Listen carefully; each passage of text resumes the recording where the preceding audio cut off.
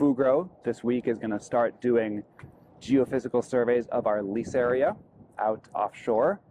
The surveys are critical to developing environmental information about the seabed and below the seabed that we'll be using for our permitting documents and for engineering. It's going to help us identify critical resources and sensitive resources that will allow us to develop and operate the project in a manner that avoids and minimizes any impacts on the resources. We're 24-hour operations, so there will always be somebody outside.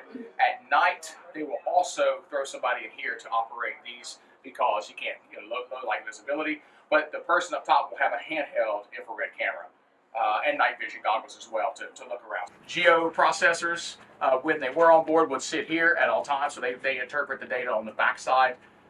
This processing station, same thing. So when we collect the data, right, it's in digital form, we bring it on board, they process it, and they make a pretty picture. So our lease area has been surveyed at some levels before by different research institutions. This will be the first high-resolution picture of the seabed that we'll be developing for our lease area.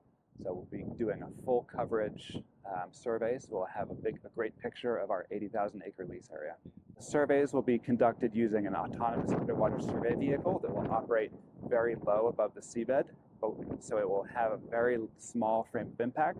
So this is called a PLT gun, pneumatic line thrower. It's got a harpoon with a couple hundred feet of polypro rope on it and a bucket.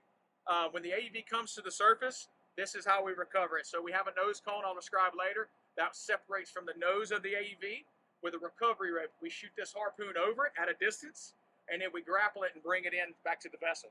That's right. So we'll be using floating platforms that will be anchored to the seabed. So in addition to developing environmental information about the seabed, we'll be starting to understand some of the soil properties that help us design the types of anchors we'll be using and how they're affixed to the seabed to ensure that the platforms are securely in place when their turbines are operating. Technology is low energy technology that is not able to be heard by mammals. We use a large number of different mitigation factors to help us minimize potential impacts. What's really important to note that the work we're doing with offshore wind, we will be collecting an enormous amount of data.